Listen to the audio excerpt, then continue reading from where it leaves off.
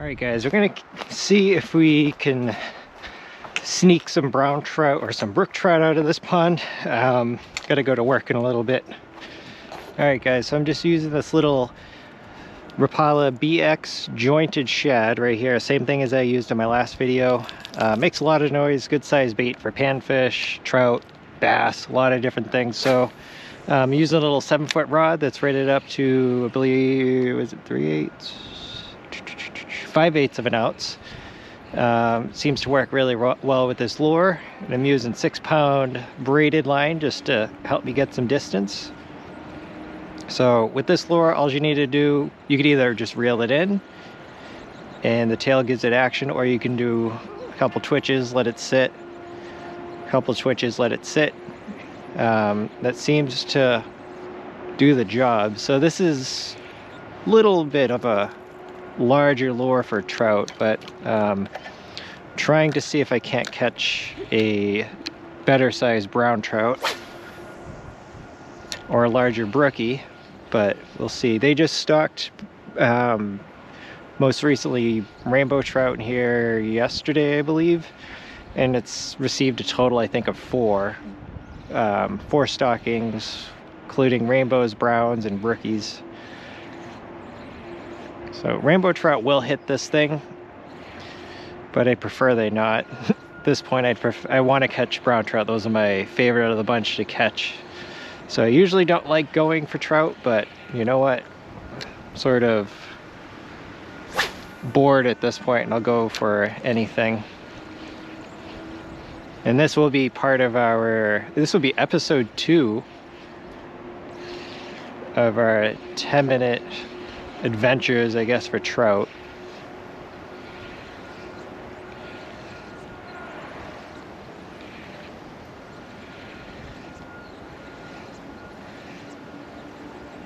Sometimes you'll see the trout actually come up and chase this thing all the way to the shore. So we're allowed to keep 3 of these trout that are stocked. So when you catch these stock trout, they're definitely more noticeable, like visibly and physically, because of their fins are usually nubbed off and crazy looking from being smushed up against one another. So we do have wild brook trout that live around here, but the only place I've caught them are actually closer to Boston, surprisingly, in some of the little brooks over there. And I know there's some good populations of them down towards the Cape, more towards the Cape, and like Falmouth and that type of thing. So they are around. They're just very sparse, and you actually have to put in some effort and look for them, but they are around.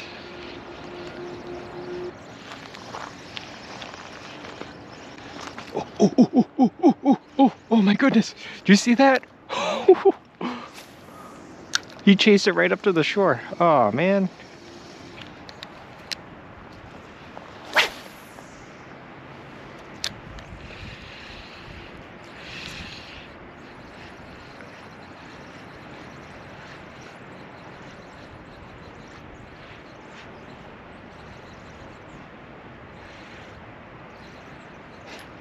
There's one.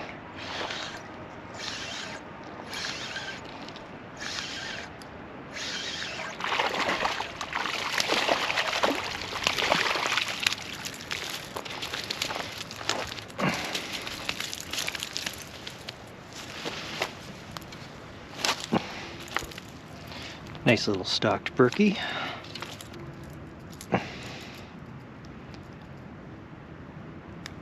Okay.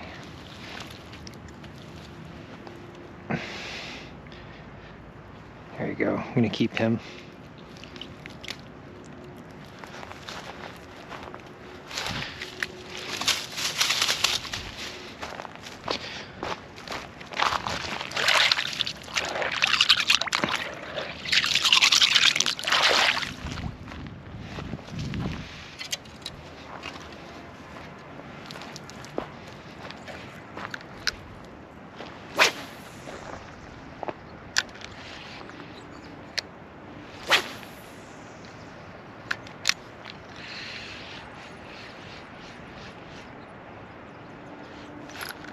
there's one.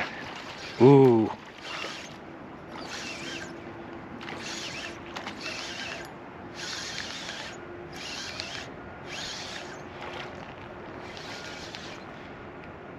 Let's see what that is. Brown? Oh, it's a brown. Oh, that's a nice one, actually. Oh, yes. One of my favorite fish to catch right there.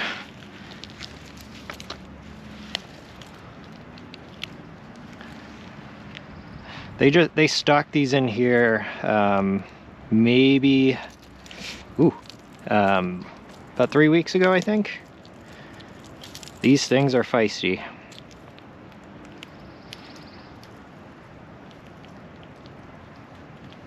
You can see the size of the bait that I'm using, so that's why I use it for fish like this.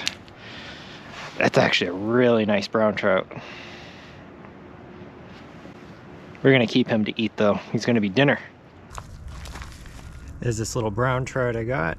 Actually pretty decent size, so they do have teeth on them, which is fantastic. I love a toothy critter.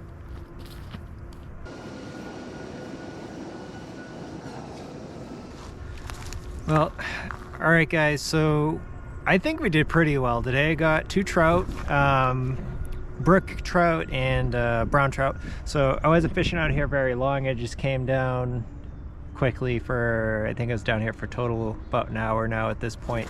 So I was casting a Rapala BX jointed shad in a perch color, so it seemed to work really well. It is large for a trout lure again, but I'm trying to catch larger fish, so let me show you what I got. All right, let's see. So I ended up with a nice brown trout and a decent sized brookie. So the brown trout's probably around like 17 inches, so pretty good size. I'm gonna make some dinner out of him, fry him up. All right guys, so if you like this video, please give a like and subscribe. This is gonna be episode 2 of our 10-minute videos of me just getting out and fishing, maybe after work, before work, or just whenever I have a chance. So again, if you like it, please give a like and subscribe. Thank you.